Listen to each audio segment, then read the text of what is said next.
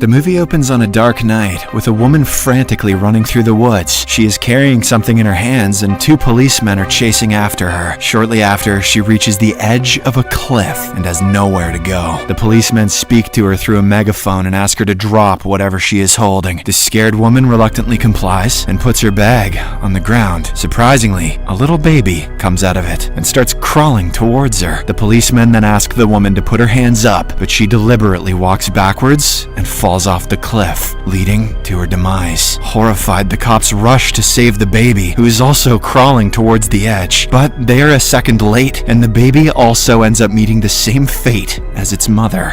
I guess no one told that baby to watch out and take care. The scene then shifts to our protagonist, a free-spirited woman named Natasha. She is currently engaged in a game of poker with her best friends, Mags and Rita. Turns out the three have this tradition of meeting once every month so that they can have a fun time. Natasha in particular takes the reunion very seriously, as it is her only escape from her busy work schedule. But today, their fun time is continuously interrupted by Mags's young infant whom she has brought along. When Natasha cannot take it any longer, she says mean things about having a baby. This expectedly offends Mags, and she storms off from there in anger. Once she's gone, Rita shares that she's also pregnant. She reveals that she's in her third month, but Natasha once again makes an insensitive comment by saying it's not too late. Enraged by her behavior, Rita also leaves the house abruptly. Now that her friends have left her, Natasha decides to take a week-long vacation. The very next morning, she gathers her stuff and drives all the way to a remote cabin near the sea. It is located right below a steep hill. That night, Natasha tries to watch some reels on her Instagram, but all she sees is pictures of her friends having babies and getting pregnant. Annoyed, she goes out of the cabin to have a smoke, but as soon as she lights a cigarette, a human drops to the ground from the above hill, splattering blood all over her. It is actually the same woman from the opening scene. Then, the tiny baby also falls, but Natasha manages to catch it in the nick of time. In the next scene, the two cops from earlier arrive at the cabin and try to interrogate Natasha, but she is too shaken by the incident and simply asks them to leave with the baby. After closing the door on them, the cops reluctantly get into their car and proceed to depart. But seconds later, a massive boulder falls on them from top of the hill, killing them instantly. This show was written with Mad Libs. When Natasha rushes to the location to check, she finds the mysterious baby still alive. Unwilling to leave it alone, she decides to take it to the police station herself. On the way, Natasha stops at a gas station with the intention of cleaning up her bloodied face. The kind storekeeper offers to look after the baby while she uses the restroom. Natasha thanks him and heads inside, but once she finishes up cleaning, she quietly sneaks out of the window. She then gets inside her car and attempts to get away. However, it just won't start, almost as if something is stopping her, almost as if the baby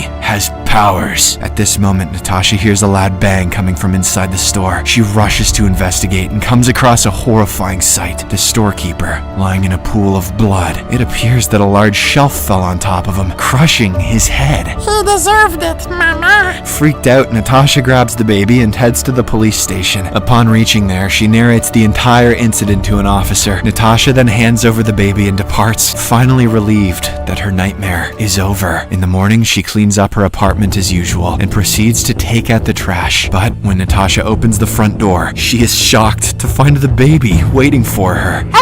The scene then cuts to flashback, and we are taken to a fast food restaurant. Two employees, Lydia and Foos, are chatting when a distressed-looking woman shows up with her baby. They inform her that they're about to close, but the woman requests a cup of coffee. Lydia reluctantly takes the order, while Foos heads home with his pet dog. After a while, when she brings the coffee, the woman suddenly holds her hand, asking her not to go. But Lydia, who is in a hurry, pulls her hand away and heads to the kitchen to wrap up. She then puts on some loud music to distract herself from what just happened. Outside, as the woman eats a cookie, she suddenly begins choking on it. She desperately pleads for help, but Lydia can't hear her due to the loud music. This causes the woman to die, a slow and painful death. When Lydia finally comes out, she is shocked by the horrific sight. The baby, however, is still fine, and it's evident that he's behind all of this. Cookies are bad for you. We also get to know that Lydia is the same woman who jumped from the cliff in the opening scene. Back in the present, Natasha decides to hand over the baby to one of Lydia's relatives. She drives to the same fast food restaurant, hoping to gather information about Lydia's family. Upon reaching it, she is greeted by Foos, and they strike up a conversation. Natasha inquires if Lydia had any close relatives, but he reveals that she lived alone and never talked about her parents. Just then, the baby lets out a poop. Whoops! And Natasha now has to change his diapers. That was a good one. She heads to the bathroom to do the deed, but ends up smearing it all over her hands. Fortunately, Foos hears the commotion and arrives to help. He is surprisingly good with babies, and manages to change the diaper effortlessly. Foos then reveals that a month before Lydia passed away, a strange customer had choked to death in this very restaurant. The incident affected Lydia so much that she stopped coming to work and eventually passed away. Hearing this, Natasha gets curious and asks to see the CCTV footage of that day. When Foos plays it, she is shocked to see the same baby with the woman. This finally makes her realize that the toddler is behind all these killings. As the two are busy talking, the baby throws a ball outside and the dog goes to fetch it. Fetch, Rufus. Unfortunately, it is run over by a truck, resulting in its brutal death. In the aftermath of this incident, Natasha returns home with the baby. She doesn't know what to do or whom to call for help. At night, as she is contemplating her next move, someone drops a flash drive at her door. Natasha plugs it into her laptop and finds photos of several women with the baby. All of them died under mysterious circumstances, further proving that the baby is a psychopath. Natasha fears that she'll be next, so she decides to get rid of it once and for all. She takes the baby to a secluded farm in the countryside and drops it where no one can find it. But when Natasha proceeds to leave, the baby starts crying. This puts her in a moral dilemma, as on one hand, she doesn't want to die, and on the other, she can't just abandon a baby. In the end, Natasha chooses to save the baby and brings it back into the car. However, when she prepares to drive away, she is greeted by a strange old woman who says, "We need to talk."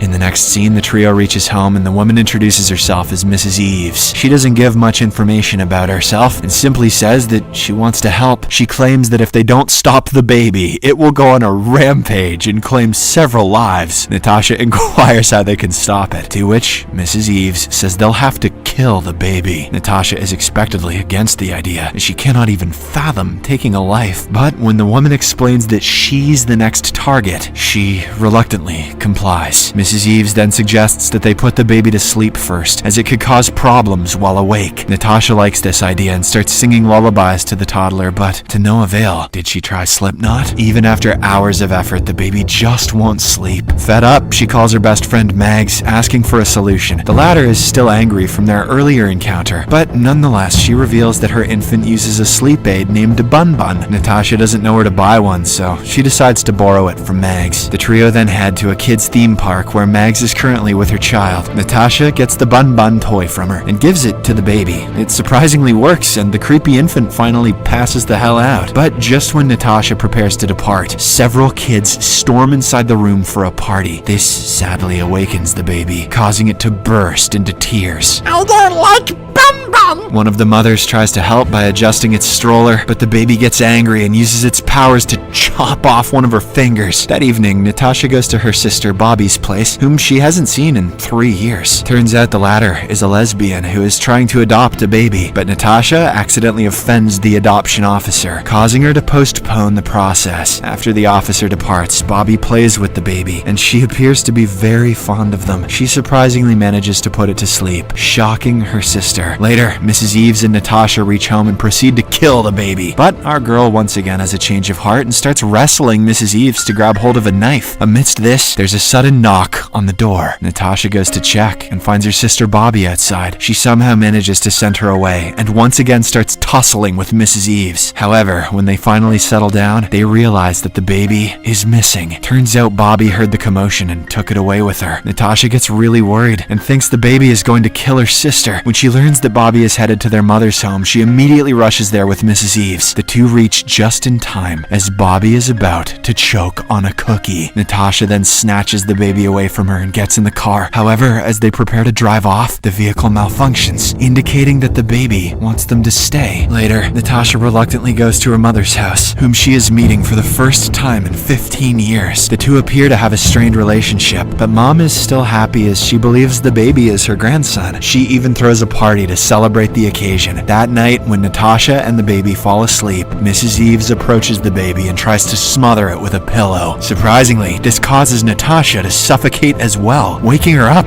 abruptly. Her body becomes stiff due to the lack of oxygen, but she still manages to kick the old lady away, saving their lives. In the final scene, we are shown a montage of the different deaths caused by the baby. It makes every instance look like an accident, managing to get away each and every time. We also get to know that Mrs. Eves has been keeping an eye on all the deaths closely. She has been trying to stop the deadly cycle, but the baby just keeps on winning.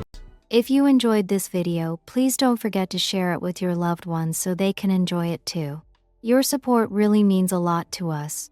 Kindly leave a like, drop a comment and join our growing family by staying connected with us yen.